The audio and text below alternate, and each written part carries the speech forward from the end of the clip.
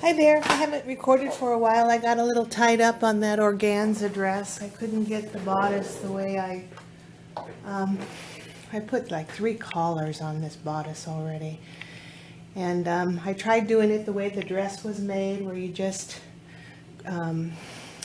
put your double folded organza and then you just sew on the outside here, and that finishes your top. I put it on twice, and every time I did it, I shredded my organza because of the fineness of this organza. So what I ended up doing was actually just taking the double folded organza, and I just sewed it to the top of the bodice.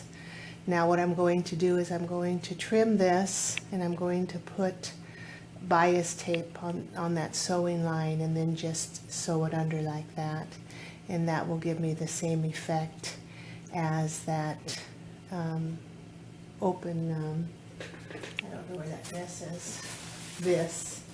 This is what I was trying to do. See how they've got that seam here like this. The difference is they're using thicker organza for one thing, and it's not as fine as the shimmer organza. So I tried this twice. I didn't like it either time, so I ended up cutting it off. So now I've got a more deep cut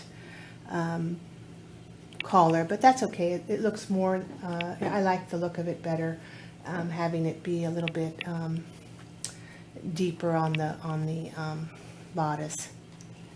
So that's basically what it's going to be when I get the bias tape on it and down and tacked down, and I think it'll turn out all right once I get it finished. I like this look too. If I would have finished off the neckline and then did a double fold here and a fold up here and gathered it and put the neckline on, I think that would have been very pretty. I would have done that if I would have known how pretty it looked to have the gathers up on the top too. But, you know, maybe next time I'll give that a try. But anyway, that's where I'm at on the collar. I got so fed up, I just set it to the side. I said I'll come back to it later. Anyway, so I've been playing around with these crocheted outfits, and I've got so much of this ribbon scarf yarn, but the problem is you can't find thread in the different colors that you want to match this stuff with. So I was at an estate sale, and one of the local ladies was a weaver. She had tons and tons of the they call this warp, like warp speed. They call it warp thread, and they use this in weaving. And you can get it merchandised or you can get it plain. But if you want a natural look and you can crochet with it, you can get the warp, W-A-R-P, warp thread. And they come in pastels, they come in all different pretty colors. But I got this, I picked up this beige to match this. I think that'll be a pretty combination to do this one. And then I got a dark brown. I picked up this dark brown to go with this dark brown scarf yarn. I think that would look nice together.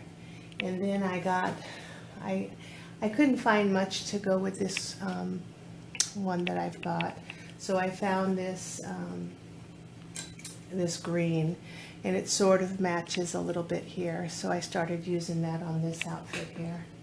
But that's same as crochet thread. It's 4-ply. Some of it's 2-ply, some of it's 4-ply. This one's 4-ply.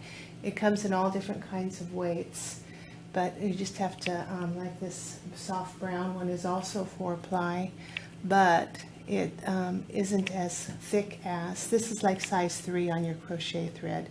This is a lighter, it's a little bit lighter weight. So I wouldn't know what that would be. Maybe, I don't know what it would be in crochet thread, but you can buy it, and it comes in pastels, it comes in all kinds of different colors. So like I said, if you can't find the crochet thread that you like, go to warp thread and you might be able to find it. You can get it shiny and lustrous. This is called the mercerized cotton, and that gives you that nice shiny luster, and it's easy to work with. unmerchandised. It doesn't have the luster, and it gives you more of a natural look. But anyway, I'm trying a different pattern here. I tried this is Mulan. I tried a different top for her, and I'm trying to do like a little salsa skirt down here. So I haven't got it finished yet, but I'm thinking that once I get to the center point here, I'll be able to crochet through all the threads and give it that little lilt and then come back down again. But basically this is where I'm at. It's just to go around her waist. I just measured around her waist. So what I did when I got to this point is I did half double crochets, then a single, then a slip stitch. So my next row I'll do the same thing. I'll just come up here and do slip stitches all the way through here and keep this double crochet until I get it the length I want, and I'll get a nice full skirt, I think, that way. The top is basically the same thing. I just did I crocheted about 72 chains, I guess. I went around the outside of the doll. So basically what I did is I just crocheted 72, and I went all the way. I just took the doll and I went around her where I wanted that blouse to sit, and then from there I'm going to go under her arms and then just make this here. Oops, I'm all caught up. Then I'll go under her arms and do that single crochet to tie it up together. And as far as the sleeves go, I just tack the sleeves on. And that's what I just took off one row. Instead of doing this whole thing, I just took off the top row of the, I can't do it, I can't show you because it's on this, but I just took off the top row of the yarn. So I just started here instead of up here. So I just went down one. I didn't take off much on this one, but that's basically, let me get rid of all this, get all tangled up. But that's basically the whole thing. Let me show you the inside without the, and this is just a single crochet chain with a single crochet, and I just tack down the sleeves, and then I put in 2 snaps. And that gave the blouse the outfit. This one is the beginning of the white one that I made up there with the silver bodice. It's the same thing. You start them all the same way. This one is silver. I'm in gold thread. Just got her tied up. She's got such heavy hair she can't stand on her own. So I have to put her on a stand. So this is basically what it looks like. You just put it like this, and then once you get it down as far as you want, then you just go underneath and you sew. Maybe you crochet chain 3, you chain 3 under here, and then you just put 3 double crochets in here, and you finish off that sleeve, and then you can put whatever bottom you want, or just a little bodice top. There's just so many things you can do. There's just use your own imagination. But anyway, that's basically the beginning of the crochet top. And I'm doing the same thing on here to do this that I finished on this one. Once I got that first row in, that first row of the first single crochet, then I started doing my turns right here where I did double crochet, chain 2, double crochet in the same stitch, and that's how I made the turn for the sleeves.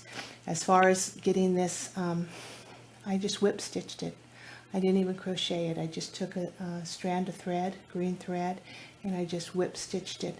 In this one I put 2 whip stitches for every top of the scarf yarn, and I just whip stitched it all the way across the top, and I finished it off the same way. One of these I used invisible thread, and the problem when you're using invisible thread, it shines when it hits the light. So if you don't want it to shine at all, then just try and match your thread On this one I just matched the thread with some yellow thread to get that to work. But anyway, that's what I'm working on, nothing fancy. I'm just trying to get this salsa skirt to see what it's going to look like when it's finished, and that's basically all I'm doing. Is going to put a couple snaps in there and then bring the skirt all the way around, and that's the beginning of the salsa skirt. Okay, have a good one. Talk to you later.